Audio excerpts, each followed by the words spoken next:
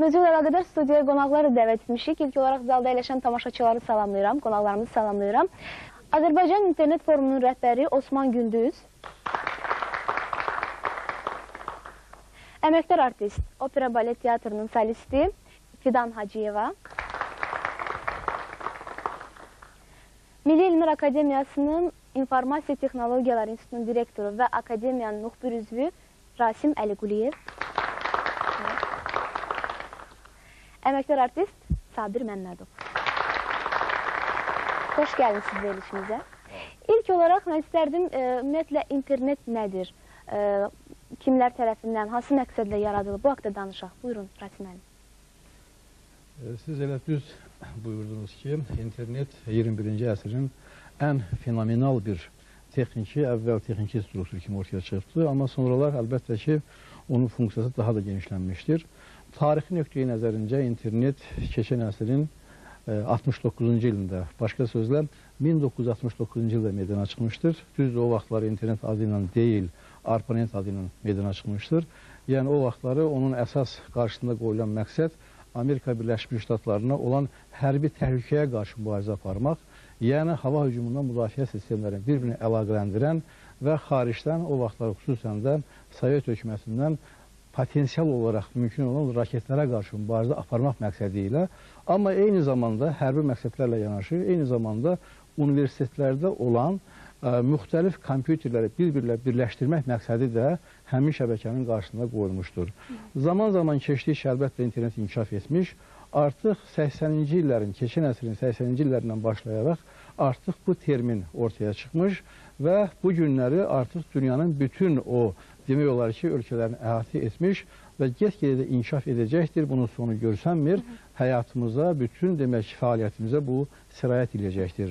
Bunun demək yaradıcıları haqqında demək istəyirəm. Bunun yaradıcıları müxtəlif ola bilər, çünki onun o mühəndisləri, alimləri və s. Amma 1960-cı illərdə Licklider deyilən Amerikan alimi olubdur. Həmin alim qarşısına demək belə bir məqsəd qoyub ki, daha doğrusu belə deyək də, həmin alim bir kitab yazıbdır. Kitabda şəbəkə qalaktikası deyilən bir demək ideya ortaya qoyubdur. Həmin ideyanın qarşısındakı əsas məqsəd ondan ibarət idi ki, o deyirdi ki, zaman gələcək dünyada bütün insanlar bir sosial kommunikasiya mühiti vasitəsilə əlaqə yaradacaqlar. Və meydana çıxdığı gündən elektron poçt xidməti vasitəsilə insanlara xidmət edibdir. Yəni, insanlar bir-biri ilə elektron poçt vasitəsilə əlaqə saxlayıblar. Və 1991-92-ci illərdə bu günləri bizim üçün adi olan veb saytlar meydana çıxıbdır. O da Avropada Nüvə Tədqiqatları Mərkəzinin əməkdaşı olan Tim Berners-Lee tərəfindən ortaya çıxıbdır. Və təbiidir ki, 1991-ci ildə bir dənə veb sayt kimi ortaya çıxan həmin sayt bu günləri, bugünkü statistika deyir ki, artıq 153 milyon sayta çatıbdır. Bugün ümumiyyətlə internetdən lazımi səviyyədə istifadə olunurmu? Demək olar ki, elə bir internet bir ailə bir üzüdür. Ona görə hər axşam biz artıq kompüterin qarşısındayıq, mən, yoldaşım və biz oradan informasiya alırıq. Ümumiyyətlə, internet istifadəçilərinin əksəriyyəti gənclərdir. Gəlin görək, gənclər bu virtual aləmdən necə istifadə edirlər? Süjeti izləyək, söhbətimiz davam edərik. İnternet dünyaya açılan pəncərədir. Milyonlarla insanları birləşdirən bu qlobal şəbəkədə istənilən məlumatı yerləşdirib dünyaya yaymaq mümkündür. İnternet istifadəçilərinin 80%-ni gənclər təşkil edir. Bugün bir sıra gənclər virtual aləmdə daha çox müxtəlif oyunlar və əyləncəli saytlarla maraqlanırlar. Müasir həyatımızı internetsiz təsəvvür etmək mümkün deyil. Bununla belə, internetdən səmərəli istifadə olunsa, daha məqsədə uyğun olar. Qeyd olunduğu kimi, bu virtual aləmdə gənclər ən çox oyunlardan, müxtəlif əyləncəli saytlardan istifadə edirlər. Bu, ümumiyyətlə, gənclərdə savadsızlığa gətirib çıxara bilərmi? Mən bilirəm ki, Finlandiyada belə bir oyun var. Çox oğlanlar bu müharibə bir oyunu və o oğlanları müharibəyə götürmürlər. Yeniyetmələrimiz gedirlər o oyunlarla məşğul olan. Ancaq ki, internet doğrudan çox gözəldir. Yəni, əlavə onu edeyim ki, belə çox da oyunlara, belə çox da bizdə son dövrlərdə oyunların mənfi tərəfini nədəsə daha çox qabardırlar. Əslində oyun mənfi tərəfi, oyun mənfi deyil. Yəni oyuna aludəçilik başqa şeydir, oyun başqa şeydir. Məsələn, o qədər məsələn bütün dünyada bu təhsildir, tədris prosesi inteqrasiya olunur. Deyək ki, bu informasiya texnologiyalarına. Orada məsələn, əksinə mən təşviq eləmək istəyərdim ki, bizdə milli oyunlar yaransın. Bizimkilər durub başqa oyunları oynayırlar internet klubda, elə öz oyunlarımızı oynasınlar da. Deyək ki, intellektual səviyyənin artmasına kömək edən oyunlar olmalıdır. Yəni, müxtəlif, deyək ki, uşaqların, deyək ki, intellektual səviyyəsini, bacarığını, deyək ki, qabiliyyətlərinin artıran oyunlar var. Bu normal bir şeydir. Sadəcə indi burada bir psixologları var, gəlin öz mətbəxlərini bildirərlər. Oyun normaldır, əladır, amma bir uşağın yaş səviyyəsinə uyğun olmalıdır və müəyyən bir, deyək ki, grafikə uyğun olmalıdır. O səhərdən axşama kimi oyunla məşğul olsa, oyundan asıllıq yaranırsa, oyun xəstəliyə çevrilirsə, necə deyək, bir sigaret kimi, narkotik bir, onda təhlükəlidir. Əks halda, əksinə biz təşviq eləməli uşaqlara ki, riyaziyyatdır, fizikadır, kimyadır, nə bilim, müasir dövrdür. Bununla bağlı uşaqlar üçün əslində hökumət, dövlət kömək eləməlidir ki, oyunlar yaransın və biz uşaqlara onu təqdim etmeliyiz. İnternet bütün dünyada bərabər paylanmayıbdır. Yəni, o ölkələrdə internet inkişaf edibsə, orada informasiya resursları da çoxdur, veb saytlar da çoxdur. Yəni, başqa sözlə dünyanın, demək, internetin inkişafı qeyri-bərabər paylandığından bunun üzərindəki o hörümçək torunun elə bir ki, tarazlığı pozulubdur. Yəni, buna deyirlər informasiya asimetriyası. Və bu nöqteyi nəzərdən hər bir kəsə, hər bir gəncə, hər bir körpəyə, yəni kimin imkanı varsa, internetə, kompüterə çıxış imkanı varsa, demək ki, onlar həmin o internetdə, o müəyyən o saytlara çıxırlar, əlbəttə ki, orada xeyli ziyanlı məlumatlar vardır. Bu, yəni ki, tək bir dövləti yox, tək Azərbaycanı yox, bütün inkişaf etmiş dövlətləri də düşündürən problemdir ki, bu gənclər yaşlarına uyğun olmayan məlumata bir, İkincisi də ki, onların psixikasına, psixologiyasına ziyan verən məlumatlara çıxış imkanı əldə edilir bu iki.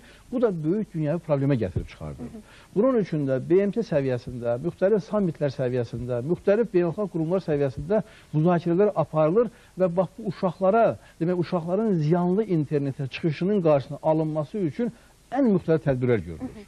Biz gəncləri, demək ki, nə üçün böyüdürük? Böyüdürük ki, xalqı xidmət eləsin, bu mənəviyyətin daşıyıcısına çevrilsin, tariximizin daşıyıcısına çevrilsin, milli mənəvi dəyərləri həm daşısın, həm inkişaf etdirsin, gələcəyə təqdim eləsin. Bu nöqteyi nəzərdən, bax, milli informasiya məkanı, yəni orta məktəblərdə, ailələrdə, ictimai yerlərdə bu ziyanlı internetə çıxışın qarşısı alınsın. Ölkəmizdə də bu istiqamətdə müəyyən addımlar atılır. Yəni, dövlət başçısı, cənab prezident tərəfindən o, demək, verilmiş o orta ümumi təhsil məktəblərində o kompüterləşdirmə, indi də onun növbəti mərhələsi hazırlanır, o informasiyalaşdırma, insanların və xüsusən də uşaqların psixikasına uyğun olan ayrı-ayrı kontentlərin, oyunların, dərsliklərin, elektron dərsliklərin, bizim nə qədər ədəbiyyatımızda olan qiymətli materiallar varsa, onların hamısının elektron mühitdə olması vacibdir ki, həmin gənclər gedib ziyanlı məlumatlara imkanı əldə etməsin. İnternetin elmi tərəfini çox izah elədi, amma bizə qalan tərəfi, şəxsən mənə qalan tərəfi o siz dediyiniz o ziyanlı və xeyirli tərəfləridir, yəni müzal tərəfidir. Mən də internetlə məşğul oluram, mənə də lazım olanda məlumatlar daxil oluram internetə, baxıram, amma məni maraqlandıran həmin bu tərəfidir. Yəni bizim gənclərə, uşaqlara, o kiçik yaşlı bizim gənclərə, ələlxüsus cavan olanlarımıza çox böyük mənfi tərəfi də var. Yəni psixoloji tərəfdən. Mən hərdən şahid olmuşam, elə bir sayta rast gəlirsən ki, orada sırf belə necə deyim sizə, belə dini tərəfdən, ondan sonra bizim İslam dininə məxsus olmayan başqa saytlar var orada və istər-istəməz o gənclər ora daxil olurlar, baxırlar. Yəni o tərəfə çəkirlər və digər, yəni burada bu virtuallığın içində hər şey var. Yəni əks tərəfi görmürsən, və elə gözəl təbliğ edirlər ki, yəni o pis şeyləri, o ziyanlı tərəfi ki, mütləq gənclər, uşaqlar tez qəbul edirlər bunu. Yəni bunun bu tərəfi də var. Bizim dövlət siyasətimizdə də internetə çıxışın qarşısı alınmır. Yəni internetin özünün ideologiyasının kökündə sərbəstlik var, demokratiya var, azadlıq var, insan hüquqları var. Heç bir halda Azərbaycan dövləti bu internetin üzərində nəzarəti və onun qarşısını alma istiqamətində addım atmır. Yəni dünyada o internetin fəlsəfəsində belə şeylər yoxdur, amma bəzi ölkələr var. Yəni internetin düşmənləri siyasət düşən ölkələr vardır. İnternetin əleyhinə müəyyən siyasət aparan ölkələr vardır. Çıxışı, məsəl üçün Kubanın siyasətini mən gətirim. Kubada internetə çıxışı bir növü vaxtilə ət talonları var idi. Onun kimi paylayırlar. Yəni ki, biz bunu yaşamışıq, görmüşük. Dövlət məmurlarına o internetə çıxış parolları onu paylayır. Yalnız dövlət məmurları çıxa bilər. Yəni ki, internet hər yanda azad deyil. Kompüterlərin, bilgisayarların bizim həyatımıza daxil olandan sonra nəinki Azərbaycanda, bütün dünyada belə bir psixoloji dəyişikliklər müşahidə olunur və insanlar arasında iki əsas xüsusiyyətlər, yəni dediyimiz müsbət və mənfi təsirlər desək belə, sadə üsulla bölsək. Müsbət təsirləri ondan ibarətdir ki, insanların kommunikasiyası çox asanlaşıbdır və insanlar istədiyi vaxtı, istədiyi insanları məsafədən asılı olmaraq, dillərdən asılı olmayaraq görə bilirlər, tanış ola bilirlər, ünsiyyət qura bilirlər, məlumat köçürdə bilirlər, məlumat ötürə bilirlər. Bu cəhətdən üstünlükləri çoxdur və onları istifadə eləmək qaydalarını da tətbiq eləmək olar. Amma ortaya digər məsələlər də çıxır, mənfi tərəfləri. Mənfi tərəflərini biz deyəndə tərbiyəvi əsası nəzərdə tutarıq. Bir də ki, bilgisayarlardan asılılıq. Yəni internet bugün deyəndə biz deyirik ki, insan birbaşa bilgisayarla ünsiyyətdə olur. Ona görə deyirik bilgisayarlardan asılılıq. Asıllıq dediyimiz hətta diaqnoz var belə, bir sindromu var. Sadə desək, o nədir? İnsan bağlanır əməlli başlı bilgisayara və adi insanlarla, təbii insanlarla ünsiyyətdən uzaqlaşıb bilgisayara daha çox diqqət yetirir. Belə bir kriteriyaları da var. Hətta siz məsələn tanıdığınız bir insan kompüter arxasında oturubsa, nəsə bir iş görürsə, onu adı ilə 3 dəfə çağırdınızsa, cavab vermədisə, artıq ona diaqnoz yazmaq olar.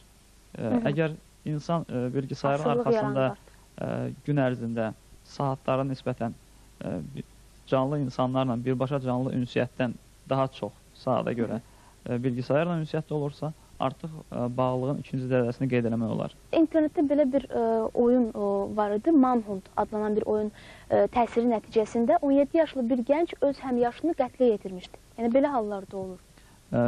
Belə qeyd edelim, bu tərbiyəvi vasitəsini biz həmişə deyirdik ki, övladlarımızı kim tərbiyə eləyir? Evdə ailə, valideynlər ya da məktəbdə ictimaiyyət. İctimaiyyətdə qəbul olmuş qanunlar var, nəzarət var. Ailədə də qayda qanunlar var və o qayda qanunlara riayət olunmasına nəzarət edən sistem var. İnternet artıq üçüncü tərbiyəvi vasitə olubdur. Və əgər bu üçüncü tərbiyəvi vasitədə öz qanunları varsa, biz o qanunları bilmirik. Əslində qalsa qanunlar demək olar ki, yoxdur. O qanunları biz yaratmaq istəyirik süni şəkildə, o qanunlara riayət elətdirmək istəyirik, ancaq cəza vermə vasitələri yoxdur demək olar ki. Və o cəzalardan yayılmalı daha çoxdur. Demək olar ki, nəzarət olunmur deyən insanlar belə bir seçim qarşısında qalır. Hal-hazırdakı biz gördüyümüz internetin durumu sadəcə 20 ilin ərzində inkişaf edən durumdur. Azərbaycanda hər 100 nəfərə düşən kompüterlərin sayı 3-4. Maksimum 5-100 nəfərə. Dünyada bu göstərici 50-yə qədərdir. Diqqət yetirin. Bizdə internet istifadəçilərinin sayı əhalinin 10%-dir.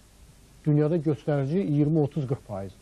Yəni bu kontekstdən bizdə məsələn məktəblərin cəmi 2-3% internetə qoşulub. Diqqət yetirin. 4500 məktəbin cəmi 2-3% qoşulub.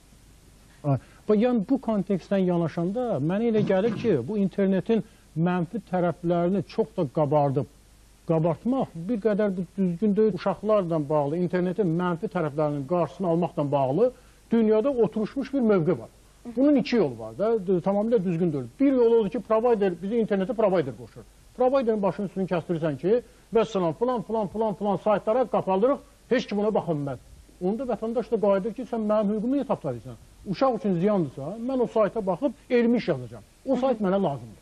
Deməli, biz birisinin hüququnu qoruyanda başqasının hüququnu tapdalayırıq. Deməli, bu yol ola bilməz. İkinci yol tamamilə düzgün yoldur ki, məktəb, ictimai təşkilat, valideyn, bunlar birləşməlidirlər. Çox düzgün dedi. Mən Oxfordda bununla bağlı, məhz bu uşaqların internetə təhlükəsizliyi ilə bağlı bir konferans vardı, orada iştirak edirəm. Avropada bu məsələyə doğrudan çox ciddi yanaşırlar. Çünki onlarda problem ciddidir. Yəni, köklü artıq o cəmiyyəti sirkələyir. Amma bizdə indi hələ biz qoyun bir məktəbləri qoşaq. Uşaqlar hələ bir örgənsinlər istifadə eləməyə, yəni örgənsinlər bunun da, hər şey də oradadır. Azərbaycanda fəaliyyət göstərən saytlar bugün bizi informasiya ilə təmin edə bilirmi? Azərbaycanda deməzdim ki, bizim milli internet resursları o dərəcədə inkişaf edib ki, insanların informasiya tələbatlarını ödəsin. Yəni, hələlik bunu demək tez olardı. Nəyə görə? Çünki Azərbaycan internet istifadəçilərin böyük əksəriyyəti bu cür informasiyalar əldə etmək üçün mən bayaq da dedim ki, daha çox xarici informasiya resurslarına üz tuturlar. Yəni, bizdə buna biz internet dilində milli kontent deyirik. Deyək ki, Azərbaycanda bu əksəriyyəti baxsa, məsələn, Qarabağdan bağlıdır. Deyək ki, təhsildən bağlı, müxtəlif sahələrdən bağlı saytlara baxanda biz istər-istəməz orada təkrarçılıq görürük. Yəni, saytlarda olan informasiyalar sanki bir-birini təkrar edir. Və digər informasiya yönümlü, deyək ki, media yönümlü saytlar da var ki, bunlar müəyyən dərəcədə inkişaf edibdir. Amma ümumiyyətlə geniş aspektdən baxsa, hər tərəf bütün insanların, bütün sosial təbəqələrinin, cəmiyyətin bütün təbəqələrinin informasiya tələbatını ödəyəcək Azərbaycan dilli informasiya resursları hələlik bizdə yetərli inkişaf etməyibdir. Bizi qonşu ölkələrdən fərqləndirən xüsusiyyət odur ki, bizdə büdcədən artıq internetin inkişafına dəstək var. Amma bu bir qədər ixtisaslaşmış olsa, məsələn, konkret Azərbaycan internetində milli kontentin inkişafı, milli internet resurslarının inkişafı. Deyək ki, indi bizdə bu sahədə müəyyən addımlar atılır. Məsələn, deyək ki, bu qeyri-hökumət təşkilatlarına dövlət dəstəyi ilə bağlı bir proqram var. Orada bununla bağlı bir bənd var. Ümumiyyətlə, mədəniyyət sahəsində, elm sahəsində, bu mənəvi dəyərlər sahəsində, elm, ədəbiyyat sahəsində bu resursların yaradılması, sosial yönümlü internet resurslarının yaradılmasına, deyək ki, yaradılmasına bağlı müəyyən proqramların olması və dəstəklənməsi çox yerinə düşərdir.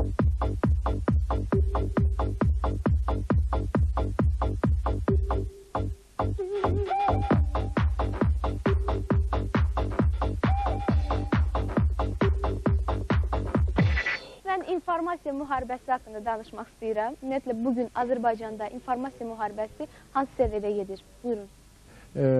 İnformasiya ötürməyin, informasiya yaymağın, informasiya müharibəsi aparmağın deyək də, ən ucuz, ən effektiv, ən asan yolu internetdir. Yəni, bəşəriyyət hələ bundan asandığını çıxartmır. Yəni, hələlik budur.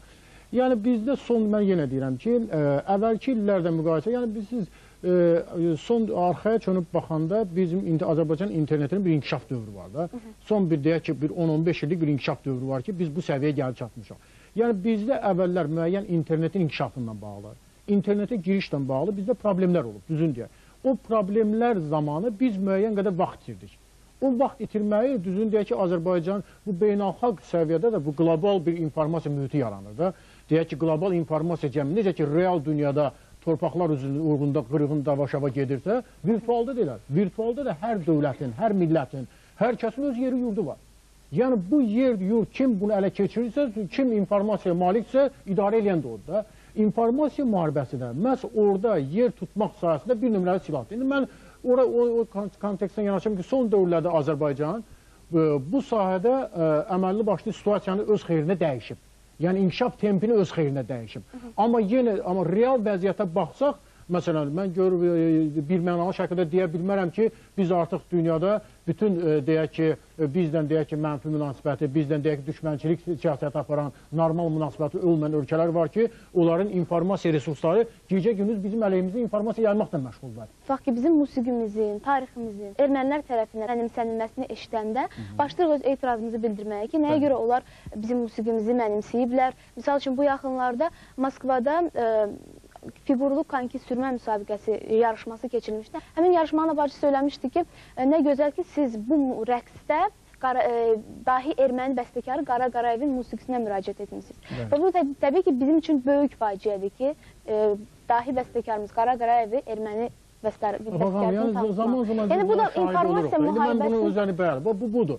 Yəni, indi bunu necə vəziyyətdən çıxaq? Biz internet bunun qarşısını almaq üçün, bu kimi problemlərin qarşısını almaq üçün burada hərdən biz indi bilsən televizorda, radioda biz bunları eşitirik. Burada hərdən mən bir səhv yanaşma da görürəm. Bilirsiniz, bunun iki yolu var. Bir yolu odur ki, internet bir deyək ki, sərhədləri olmayan, idarə olunmayan, sərbəst açıq bir mühitdir. Burada kim qalib gəlir? Kim səhər tez durdu, o qalib gəlir.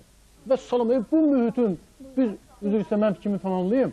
Yəni, ona görə bura düz yanaşmırlar da. Burada səhər, məsələn, kim vaxtında Qara Qarayevdən informasiyanı, vaxtında qoyubsa internetə, vaxtında Azərbaycan dilində sayt yaradıbsa, vaxtında dəstək qalib gəlir və salam, bunun yolu bundan ibarətdir. Yəni, bu məsələ birbaşa cəmiyyətin özünün, internetin özünün inkişafından və həmahəng səslənən bir məsələdir. Əlbəttə, bunun digər yolu var ki, bunu səhvən kimsə qoyubsa, o hökumətin, hansısa bir şəxsin, deyək ki, yolu ola bilər ki, hüquqi rüşaqları işə salırsan, beynəlxalq bununla bağlı doğrudan da oturuşmuş normalar var. Amma mən bir Azərbaycan internet forumunun, Azərbaycan internet asosiasiyasının rəhbəri olaraq o yolu o qədər də perspektivli saymıram. Bütün resursları yönət ki, mən gedəcəm Ümumdünya İntellektual Təşkilatına, o təşkilatdan məsələn, onsuz da o təşkilatın nümayəndələri bilirlər ki, Qaraqarağa Azərbaycanlıdır, bunu ola bilirlər. Sadəcə bu yol böyük xərc tələb edən, vaxt aparan, əlavə inzibati resurslar tələb edən yoldur. Asanlı olmanı ibarət ki, səhər tez dursan Qaraqarağa haqqında Azərbaycanca informasiya budur. Dünya onu görür. Əlavə eləyim Osman sözündə. Səhər tez durmağa razıyam mən. Mütləq tez durmaq lazımdır. Əsas məsələ bundan ibarətdir ki, virtual, yox, tamamilə doğrudur. Yəni ki, fərasətli olmaq lazımdır, irəlidə getmək lazımdır. Amma məsələnin mahiyyəti ondan ibarətdir ki, o virtual məkanın özündə aparılan informasiya müharibəsi texnologiyalarına biz yaxşı yiyələnməliyik. Yəni, informasiya müharibəsi deyəndə ən azı bunun iki dənə tərəfi var ki, bir-birinə rəqabətdədirlər. Yəni, bir-birinə qarşı müharibə aparırlar. Onu da qeyd edim ki, informasiya müharibəsinin intervalı diapazonu çox genişdir. Hər hansı bir bankın sıradan çıxarılması, hər hansı bir hakerin hansısa bir sayta hücum etməsi də informasiya müharibəsinin elementləridir. Amma yəqin ki, sizin sualın kontekstində mən bunu hiss etdim ki, virtual məkanda Azərbaycan marağının, Azərbaycan mənəvi dəyərlərinin, Azərbaycan tarixi həqiqətlərinin nə üçün orada yaxşı təmsil olunmayıb ki, bizim rəqiblərimiz, bizim düşmənlərimiz, həm də belə deyək ki, birbaşa düşmən kimi də olmasa elə o hərəkətləri düşmən təsiri bağışlayan qüvvələr də bizə qarşı mübarizə aparıb.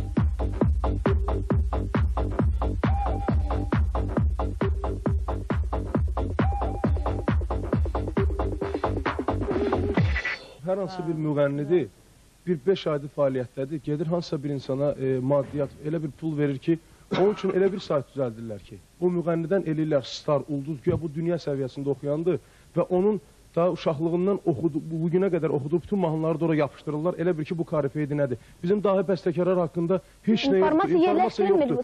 Bilirsiniz ki, bu bizim problemimiz, yəni niyə baxırıq? Bir vətənpərvər insan yoxdur, bəs bundan kim maraqlanmalıdır? Yəni bunu biz maddiyyatını da bilməliyik. Biz özümüz haqqında, Qarabələv haqqında, Fikrət Əmrov haqqında saat yaradılsın. Azərbaycan inciləri, Azərbaycan... Ümumiyyətlə... Yəni bu günləri sevindirici bir haldır ki, mən bu yaxınlarda Türkiyədə oldum. Türk vətəndaşları artıq belə bizim bu muğam haqqında bütün bu inkişafı artıq bilirlər. Mən hətta sual verdilər ki, sizdə bütün muğam ensiklopediyası, yəni böyük bir kitab yəni ki çıxıb, yəni orada bütün xanəndələr belə elə nə hardan götürə bilərik, biz bunu hardan əldə edə bilərik. Amma bizim klassikamız da, bax Fidan xanım əyləşib burada. Bizim klassikamız nəyə görə bu səviyyədədir ki, ermənilər mənimsəməlidir. Çox sağ olun. Bilirsiniz, konservatoriyada dissertasiyalar yazılır. Hamısı bibliotekada qalıb çürüyürlər. Olmaz ki, o dissertasiyanı götürəsən, internetə yerləşəsən. O insanlar... Ümumiyyətlə, hər bir internetdə sayt yaradan insan mədəniyyətimiz haqqında, incəsənətimiz haqqında hansı məlumat yerləşdirilir? Məlumat inanınız ki, var. Məlumatlar dissertasiyalarda, hamısı yazılıb, hamısı var kitablarımızda. Bircə o insanlar, o əskərlər lazımdır ki, onları yerləşdirsinlər. Fidan xanım, bu yaxınlarda çox sevilən, gözəl bir müğənni haqqında, Azərbaycanın çox sevilən bir müğənnisi haqqında internetdə pis formada məlumat oxudum. Yəni orada erməni müxbiri həmin müğənninin ifrat dərəcədə açıq-saçıq şəkillərindən də bu informasiya istifadə olunmuşdu. Və erməni müxbiri belə bir fikir yazmışdı orada ki, siz musiqinizi, mədəniyyətinizi müdafiə etməkdənsə, yaxşı olar ki, müğənnilərinizi geyindirəsiniz və onların istifadə etdiyi kosmetik vasitələrə nəzər yetirəsiniz. Bu bizim üçün, təkcə həmin müğənni üçün deyil, bütün Azərbaycan xalqı üçün təhqirdir. Bəlkə bizim özümüzün burada hansısa bir, deyək ki, səhvimiz var, bəlkə özümüz buna imkan yaradırıq. Böyük səhvimiz var, hamımızın səhvi var. Tamaşaçılardan tutmuş, pult arxasında əyləşən montajura kimi, o verilişlərin redaktoruna kimi, bizim hamımızın bir nəfər kimi səhvimiz var. Montaj deyilən bir şey var da, elə şeylər var ki, onu efirə vermək olmaz, onu kəsmək lazımdır. Biz amma nəyi təbliğ edirik, özümüz də başa düşmürük. Mən bu yaxınlarda Səxavət rəhmətli Məmmədovun oğlu ilə görüşdüm, Bəxtiyarla Türkiyədə. Deyir ki, mənə ürəyin açdı, deyir, ay Elton, bax, erməni bir klarnet çalan, həm klarnetlə, həm balabanla bir albom buraxdırıb Yunan musiqiçiləri ilə və dünyaya bunu təqdim edib. Deyir, bizim hansı müğənniyə baxırsan, Avropa səviyyəsində o beklər də düşüb mod bu dəqiqə, Əstan, nə bilim, ha, hu, ha. Bizim milliliyimiz harda qalıb? Mən başa düşmürəm. Biz yəni bu qədər Avropaya özümüzü oxşatmaq istəyirik. Biz onlara yamaqdan başqa bir şey deyilik. Bəs bizim bu qədər sənətkarlarımız olub. Elə özümüz öz aramızda deyirik ki, bizdən yoxdur, biz beləyik, Balaban bizimdir. Nə yaxşı bir dənə Əlihan müəllim var Türkiyədə. Allah onun canı sağ eləsin. Bütün informasiyanı Balaban haqqında, hətta kitab yazıb, bu yaxında prezentasiyası olacaq. Mənə də dəvət edeyim, inşallah getməliyəm. Yəni bu şeyləri kim eləməlidir? Biz bu qədər show biznesə, üzr istəyirəm, toya getməkdən ötürü dəridən qabıqdan çıxıb, mənim stilistim belə, mənim prodüserim belə, yaxşı vətənpərvəri harda qaldı? Təbii ki, Demək ki, günah bizim özümüzdədir. Türkiyədə bizim bir qızımız var, Aygün Şükürova. Orada çıxış edir. Orada bir erməni müsabiqədə olanda, erməni lobbisi, erməni tibiyyat dedizdə elə dəstəkləyirlər ki, elə bir ki, bunların səncə dahi insanlardır. Amma bizim bir vətəndaşımız, bizim bir ifaçımız kənarda olanda ona qədər biganə yanaşırıq ki, özü bilər gedib də. Yəni biz bu günləri bu show biznes deyilən bu iyrənc bir şey var, mən üzr istəyirəm. Bunu qoymalıyıq kənara, hər birimiz elə avtomat alıb müharibəyə getməli deyilik ki, bugün bizim müharibəmiz başqa mövzudur. Bugün biz onlarla başqa mövzuda müharibə aparmalıyıq. Musiqimizlə, mədəniyyətimizlə, idmanımızla və biz birləşməli bir yumruq olmalıyıq. Onlara hər tərəfli özümüz sübut eləməliyik. Yoxsa Azərbaycanda mən oturum bu günləri deyim ki, biz belə xalqıq, bizim belə bəs hanı? İnformasiya yoxdur axı. Bir çox müğənnilər var ki, onlara müraciət edəndə ki, misal üçün bu sahədə hansı işlər görmüsünüzmü? Onlar belə bir fikir söylürlər ki, bu bizim işimiz deyil. Bu işlə yalnız bu sahənin mütəxəssisləri məşğul olmalıdırlar. Buna bizim nə imkanımız var, nə də vaxtımız. Çox maraqlıdır. Həmin müğənnilər yəni ifrat dərəcədə açıq-saçıq şəkillər çəkib internetə yaymaq üçün vaxt da tapırlar, yəni imkanı tapırlar. Amma dövlətimiz üçün, özümüz üçün hansısa cüzi öz üzərlərinə düşən işləri görməyi vaxt məhdudiyyətlə əlaqələndirirlər. Yəni bu biganəlik nədən irəli gəlir? Biz bugün mədəniyyət haqqında, internetdə yaradılan mədəniyyət mövzusu haqqında əgər söhbət ediriksə, bizdə hal-hazırda Akademik Milli Dram Teatrının saytı var. azdrama.az saytı. Və bu saytda teatr tarixi barəsində, böyük sənətkarlarımız barəsində, aktyorlar barəsində, cari repertuar barəsində çox böyük, geniş məlumatlar var. Yəni bir qədər müğənnilərdən fərqli olaraq biz bir qədər, yəni bu sayta artıq hazırdır, yəni hazırdır Azərbaycanda hal-hazırda və istəyən əgər bəli. Sizin haqqınızda da orada məlumatlar var. Bəli, bizim hər birimizin istər xalq artistləri, əməkdar artistləri haqqında böyük məlumatlar var onlar barəsində, yəni nələr ediblərsə. Buyurma, yeniyetmələr əgər istəyirsə, buyursunlar, baxsınlar.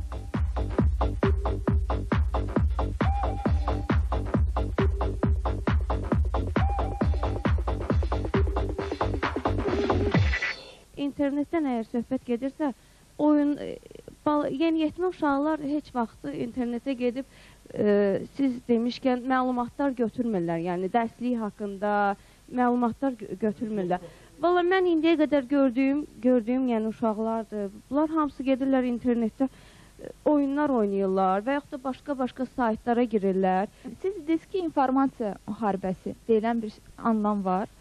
Çox vaxt mən internetdə erməni saytlarına girirəm və bu yaxınlarda armeni.ru saytı var, belə bir sayt var. Orada oturmuşam.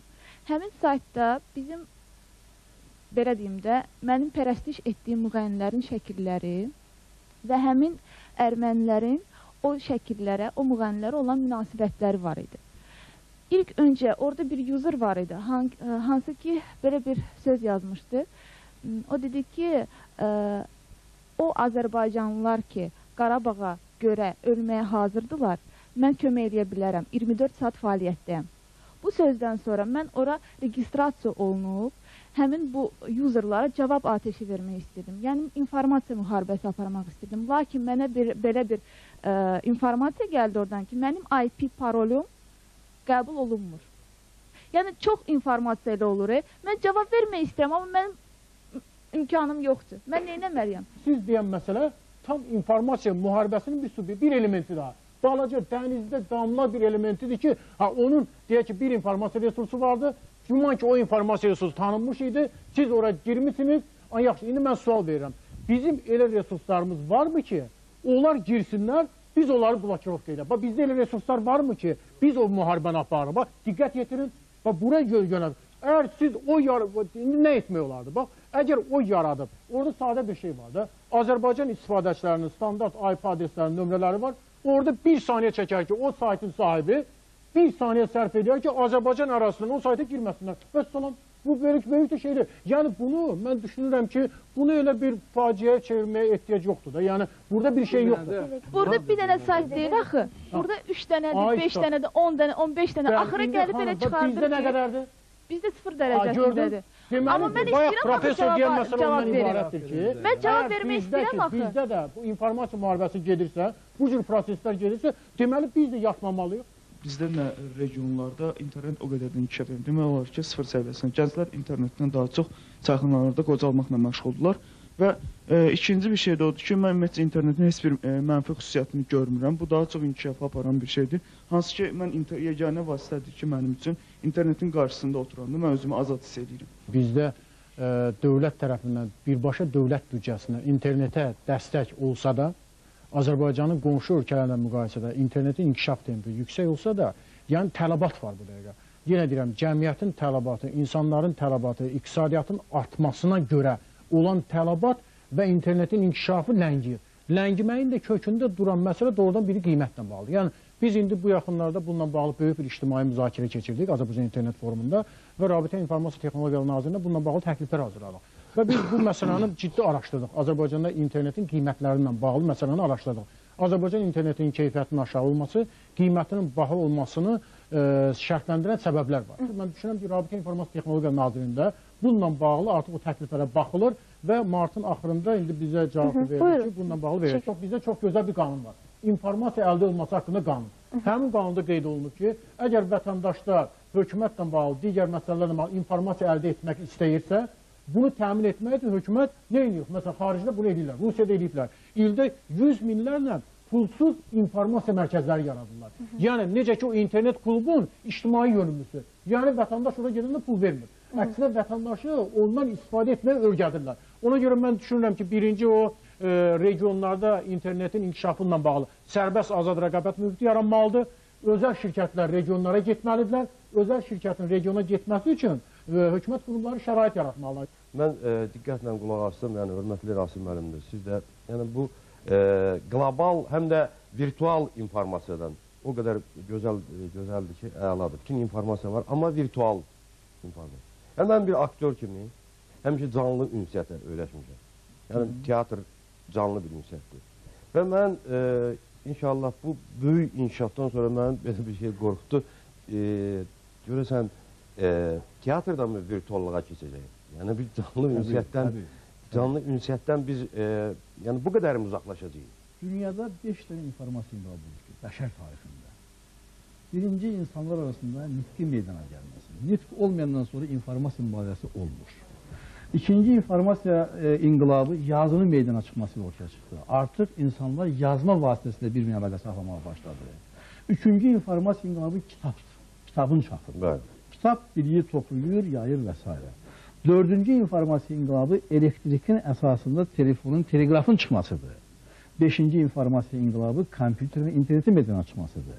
Bu 5 informasiya inqilabının bəşər tarixində baxsaq, görəcəyik ki, hər informasiya inqilabının özünün əyləncə texnologiyası var. Özünün teatr texnologiyası var. Özünün ədəbi janrı var. Özünün fikrin çatır. Söhbət ondan gedir ki, o şəbihlər var idi, qaravəllər var idi, qayışını oynayırdılar bir-birinə. O oyunlar niyə aradan çıxır axı? Niyə biz onların qayğısına qalmırıq? Ona görə qala bilmirik ki, artıq informasiya texnologiyası, informasiyanın yayılması, təqdim olunması dəyişir. Ona görə də çox narahat olmuyuz. 5-ci informasiya inqilabı özünə yeni teatr janrı gözləyir. Fikrim çatır da. Yəni, deyirlər ki, nəyə görə teatra getmirlər, nəyə görə məsələn insanlar o ədəbi janrlar oxumurlar. Çünki yeni janrı istəyir. İnsanlar multimedia janrı istəyir. O janrına ki, insanlar özü necədirsə, təbiidirsə, onun kimi təmaslı olmaq istəyir. İnsan gördüyü kimi, eşitdiyi kimi bütün informasiyanı istəyir. Ona görə 5-ci informasiya inqilabı yeni mədəni inqilabı gözləyir. İstər teatr sahəsində, istər ədəbiyyat sahəsində, istər bütün sahələrdə, istər də musiqi sahəsində, istər müğənnilərin sahəsində. Ona görə bu təbiidir. Təbiidir. Şırın qrupunda saytı artıq fəaliyyətə başlayır. Artıq sayt hazırdır, yəni tamaşaçıların ixtiyarındadır. Bizdə yəni məlumat ilk növbədə yəni özümüz haqqdadır. Yəni ki, həm doğulduğumuz yer haqqındadır. Yəni Azərbaycanımızın haqqında yəni məlumatlar yerləşdirmişik. Həm mahnılarımız haqqında. Yəni ümumi insan, hər bir insan ora girdikdə, yəni hər bir şeylə maraqlanıb özlərinə lazım olan informasiyanı yəni rahat şəkildə götürə bilərlər, mənimsəyə bilərlər.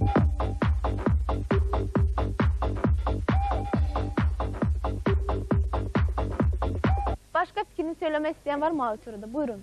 Saytlara məlumat yerləşdirmək barəsində danışdıq. Bu məlumatları adətən yerləşdirən kimlərdir? Bizim gənclərdir də.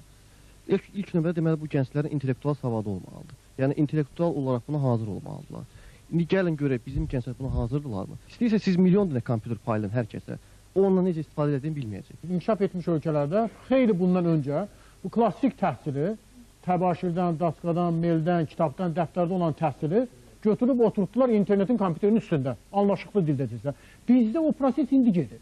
Bizdə məsələn məktəblərdə deyək ki, 2-3 il qabağa 1500 şagirdə bir kompüter düşürdü. 1500, bu rəqəmət diqqət edin, 1500. İndi məsələn 30-40 nəfərə düşür. Amma siz demişkən, o kompüter desəniz Osman müəllim, o kompüterin içində nə var? Hələlik heç nə yox. Problem oradan. İndi ikinci dövlət proqramı gəlir ki, məktəblərin internetə qoşulması, o kağıt formada olan dərsliklərin, tədris vəsaitlərinin elektron formaya keçirilməsi, onların kompüterə və internetə qoyulması. Bir problem olanda onun kökündən islahat aparmırıq. Biz onu yarımçıq vəziyyətdə başlayırıq müzakirə eləməyə və o yarımçılıq da ki, vallahi heç bütövlük də olmur. Yəni bunu kökündən, siz dediyiniz kimi mənə çox sevindirir ki, bugün məktəblərdə artıq uşaq 1-ci sinifə gedəndə əgər kompüter görürsə və bu tədrisi alırsa, İnşallah 10-cu sinifi bitirəndən sonra, 11-ci sinifi bitirəndən sonra bu artıq savadlı, elmli, şuurlu bir tələbə olur. Amma bizim vaxtımızda bir internetika deyilən bir fən var idi. Biz gedirik, kompüterlər elə bir vəziyyətdə idi ki, dilim birim yoxdur, nə bilim, enter knopkası artıq pis vəziyyətdə. Biz otururduq orada, iqra oynayırdıq, heç belə marağımız da yox idi. İndi mən deyirəm ki, öz qohumlarıma, əqrabalarıma ki, bizim vaxtımızda o şərait yox idi. İndi bundan istifadə edin. Çünki mən bu günlər internet saytı daxil olanda, məsələn, elə bir sayt var ki, daxil oluram, həm incəsənət adamları var orada, həm görürsən ki, Almaniyadan Azərbaycanlılar bizlə münasibətə girir, Amerikadan, ondan sonra İsraildən və s. və ilaxır. Yəni orada elə bir mövzular qoyulur ki, mənə çox ürəyim gəlir. Məsələn, orada Azərbaycanlılar adlı bir, necə deyim, mövqe var, məkan var ki, hansı Bakılılar adlı, yəni artıq internetdə də bizim cəmiyyətlərimiz var və düzgün formada bu günləri inkişaf edir. Sadəcə olaraq söhbət burada gedir ki, bizim az yaşlı, yəni uşaqların tədrisinə sərf olunan inkişaf və islahatlar yəni kökdən aparılmalıdır. 1995-ci ildə Avropa İttifaqına daxil olan ölkələr üçün elektron vətəndaş pasportu deyilən, yəni o bizim aldığımız ənənəvi pasportdan söhbət getmir, kompüterdə işləmək, sertifikatı əldə etmək pasportundan söhbət gedir, ona elektron vətəndaş pasportu deyirlər. Belə olduğu halda artıq demək bütün Avropa ölkələrinin vətəndaşları elektron vətəndaş olurlar. Elektron vətəndaş olanda kompüter yaxşı istifadə edir, internetə daxil olur, ondan sonra veb-sayt yaradır. Çünki elektron vətəndaş olmadan informasiya cəmiyyətinin quruluşuna çevirmək olmaz. Mənim bir təklifim var, mən fürsətdən istifadə edib bu təklifi vermək istəyirəm. Yəni, mən öz sənət adamlarına, incəsənət adamlarına çox bizim sənətkarlarımız olub ki, təəssüflər olsun, yaddan çıxır onlar yavaş-yavaş. Amma biz onları yadda saxlayırıq. Mən özüm çox belə bir təşəbbüs necə deyirlər, bu işlər görmüşəm ki, bir neçə sənətçilərin mən yazılarını oradan-buradan hardansa tapmışam və onları bir studiyalara verib, onlar kaset şəklində o vaxtlar, sonradan disk şəklində buraxılıb. Mən təklif edirəm, yenə də təkrar edirəm bizim həmən kollegalarıma ki, bəs gəlin onlar haqqında, o sənətkarlar haqqında biz bir informasiyalar yığaq. Bayaq Elton gözəl bir söz dedi, kimsə bir böyük bir vəsait buraxır, özünü elə bir dünya səviyyəsində, elə bir bu Barbara Streisand'dır, bu Steve Wonder'dır, Michael Jackson'dır, kimdir? Yəni biz heç olmasa o təşəbbüsü yaradaq ki, belə eləyək, o informasiyaları yığaq o sənətkarlar haqqında. Müğənni olsun, aktyorumuz olsun, yəni var, doğrudan da var eləcək adamlar, amma çox böyük bir sənətkarlar olublar, yaddan çıxırlar, təəssüflər olsun. Faktları da oraya yerləşdirək ki, bəli. Məsəl üçün 38-ci ildə bu xanədə bu muğamı oxuyub. Ayrıca bir sayt yaransın onlar üçün. Yəni qoy anlayış olsun bizim indiki gənclərimiz. Bəli. Gənclər də bilsinlər, bütün başqa ölkələr, başqa millətlər də bilsinlər ki, bizdə belə bir sənətkarlar olub. Buyurun. Şərt onda deyil ki, hedən demişən, sırf müğənnilər. Müğənnilər, aktyorlar, şairlər, rəssamlar, yəni ümumiyyətlə incəsənət aləmində olan insanlar, indi dünyasını dəyişənlər, Allah keçənlərə rəhmət eləsin. Şəxsən mən razıyam Heydərlə və öz payıma deyirəm ki, belə bir fikir, bu fikir daha doğrusu həyata keçirilmək üzrə olsa, şəxsən mənim əlimdən nə köməklik gəlirsə mən hazıram. Gözəl. Çox yaxşı. İnformasiya müharibəsində qalib gəlmək üçün nə etməliyik biz? Bu istiqamətdə respublikamızda demək, dövlət siyasəti çərçivəsində müəyyən işlər aparılır. Elektron Azərbaycan dövlət proqramı var. Orta ümumi təhsil məktəblərinin informasiyalaşdırılması, kompüterləşdirilməsi dövlət proqramı artıq birinci mərhələsi işlənib, ikincisi ortaya çıxır. Yəni hər bir Azərbaycan vətəndaşı artıq bu dünyada gedən proseslərə yaxından tanış olmalı və hər kəs ora öz töhfəsini verməlidir. Təşəkkür ederim. Buyurun.